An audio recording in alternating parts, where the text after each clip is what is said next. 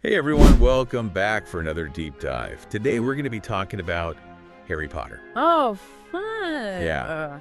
Specifically, well, this is something that's been debated in the fandom like crazy. It seems like forever. Like which film is the best, which one is the worst, and everybody has their favorites and their least favorites. Yeah, absolutely. And we found this cool article from IMDb, Yeah, the database. the online movie database, Yeah. And they actually came out and said that this particular film is the worst Oh, wow. Harry Potter film based on their user ratings. Okay. So it'll be interesting to see if you agree with them or not. Absolutely. So without further ado, let's jump into it. I'm dying to know, which film did IMDb throw under the night bus, so to speak? Well, according to IMDb, the film that got the lowest rating is Harry Potter and the Chamber of Secrets. Chamber of Secrets. Yeah. With a 7.4 out of 10 rating. It's kind of surprising, right? Yeah, that's what When you think about it. I thought for sure it was going to be like Goblet of Fire or something. Yeah, Goblet of Fire is often criticized for being too long, trying to cram too much in. Yeah. Prisoner of Azkaban gets a lot of love for its visuals and its darker tone, but Chamber of Secrets kind of falls somewhere in between. Yeah, like it's got Dobby, the flying car, Yeah. whole basilisk showdown. Yeah, it's got a lot of iconic moments. It's a classic.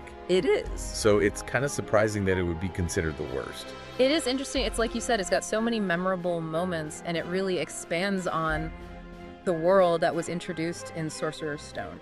You get more of the backstory, you learn more about Voldemort. Yeah, we get the whole like Horcrux thing introduced. Exactly, which becomes so important later on in the series. Right. I mean, Chamber of Secrets is really where the series starts to take a darker turn. Yeah. You get hints of the prejudice and the pureblood mania that's going to become such a big part of the later books and films. Yeah, like with Lucius Malfoy and the whole like mudblood thing. Right, exactly. And like it lays the groundwork for the whole like conflict between Harry and Voldemort that's gonna like dominate the rest of the series. Absolutely. And it also delves deeper into the whole concept of choice.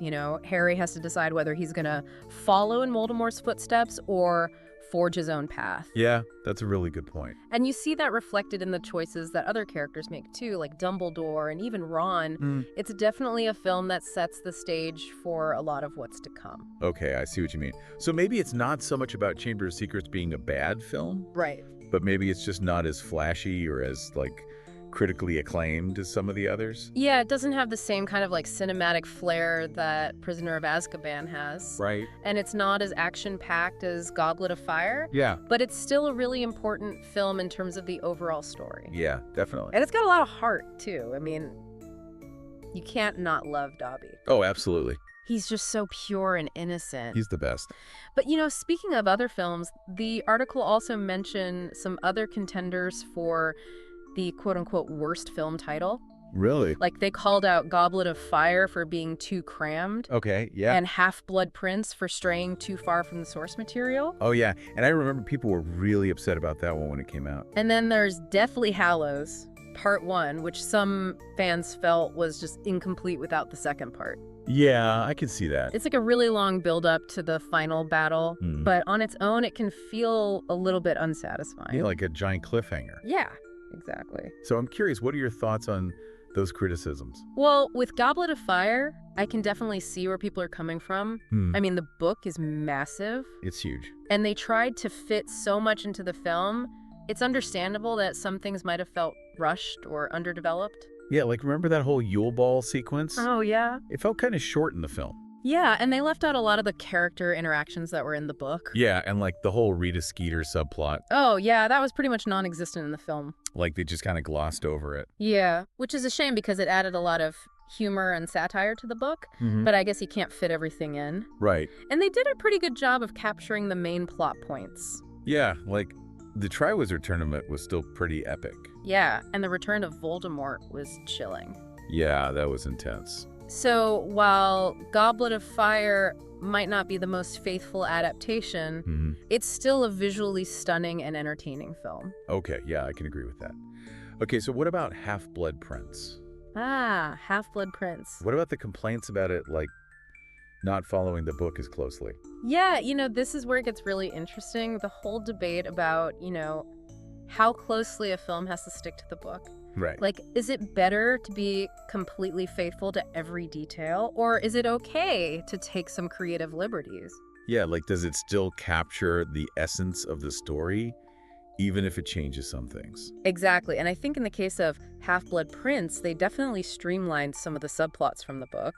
Okay. Like the whole thing with Harry being obsessed with that potions textbook. Oh, yeah. That was pretty much non-existent in the film. Yeah, and I remember there was a lot about, like, Voldemort's past in the book. Right, and the film touched on that a little bit with the pensive memories, Mm-hmm. but it didn't go into as much detail. Yeah, they kind of just showed us, like, the highlights. Yeah, exactly. But I actually think that worked for the film. Yeah, I agree. Like, I feel like if they had tried to cram all of that into the film, Mm-hmm. it would have been way too long, and it would have taken away from the main storyline. Yeah, and I think the film did a really good job of capturing the mood of the book. Right, like that whole sense of dread Yeah. and the growing tension between Harry and Draco. Yeah, and, like, the focus on the teenage relationships. Exactly, and I think that was really important because it showed how even in the midst of all this darkness, Yeah. these characters were still trying to figure out their lives and their feelings. Right, like they were still teenagers dealing with teenage stuff. Yeah, and I think that made the story even more powerful. Yeah, for sure. So, while Half-Blood Prince might not have been a word-for-word adaptation of the book, Mm-hmm. I think it captured the heart of the story. Okay, I can see that. And it also set up the final film really well, Right, like the ending was so intense. with Dumbledore's death.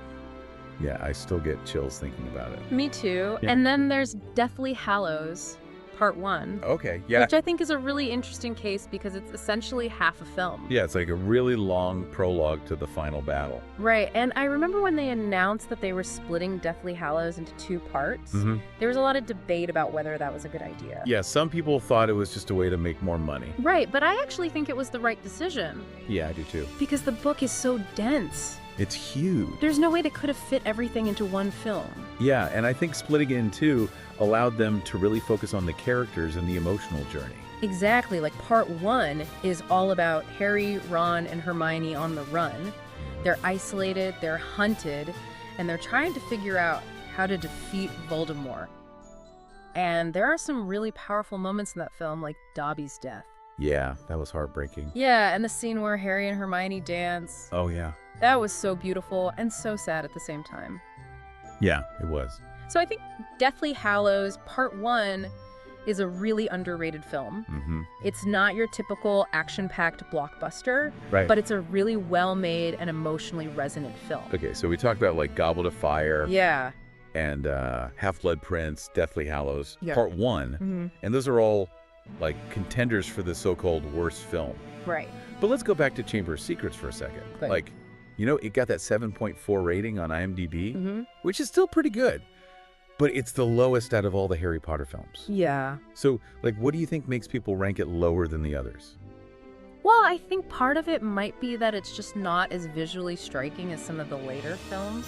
Like, the special effects were still pretty good for the time, but they haven't aged as well as some of the other films. Yeah, like Dobby looks a little... Yeah, he's a little rough around the edges. Yeah. And the Basilisk, while still impressive, doesn't quite have the same level of detail as, say, the dragons in Goblet of Fire. Yeah, or like the creatures in Fantastic Beasts. Right, exactly. And I think another factor might be that the story is a little bit more straightforward. Yeah, it's not as complex as some of the later books, Mm-hmm. and it doesn't have the same level of political intrigue. Right, like it's still very much a kid's adventure story. Yeah, which is totally fine. It's Yeah. just a different kind of story. But maybe that's why it doesn't appeal to as many adult viewers. Yeah, maybe. But you know what? I still love Chamber of Secrets. Me too. It's a classic. It is, and it's got a lot of heart, Mm-hmm. and it's really important to the overall story. Yeah, definitely. But I think what's really interesting about all this is that it really shows how subjective these rankings are. Oh, absolutely. Like, one person considers the worst film. Yeah, Someone else might consider their absolute favorite, exactly. And, it all comes down to personal preference. Like, Uh-huh. what are you looking for in a film? right? Like, what are your priorities? Yeah, like, are you someone who values faithfulness to the source material above all else? Yeah. Or are you more interested in the visual spectacle? Or the emotional impact. Exactly, and there's no right or wrong answer. Right, it's all subjective. And I think that's what makes these discussions so much fun. Yeah. Because it really gets people thinking about why they love certain films and why they don't like others. Mm-hmm. And it helps us, like appreciate the different ways that people interpret these stories. Absolutely. So, even though Chamber of Secrets might have gotten the lowest rating on IMDb, Right. it doesn't mean it's a bad film. No, not at all. It just means that it didn't resonate with as many people as some of the other films. Yeah, and maybe some people just haven't given it a fair chance. Yeah, maybe they should go back and watch it again Yeah, with fresh eyes. and see what they think. Exactly. So I guess the question we really want to leave you with today Yeah. is, what makes a Harry Potter film resonate with you? Yeah, what is it about a particular film that makes it your favorite? Is it the story, the characters, the visuals, the music? Yeah, or maybe it's just a feeling you get when you watch it. Right, like a sense of nostalgia or escapism. Exactly. Whatever it is, we want you to think about it. And, maybe even share it with us in the comments. We'd love to hear your thoughts. Because at the end of the day, Yeah, it's all about the magic of Harry Potter absolutely. and how these stories have touched our lives. And continue to touch our lives. Yeah, exactly. So thank you for joining us for this deep dive. And until next time, keep the magic alive.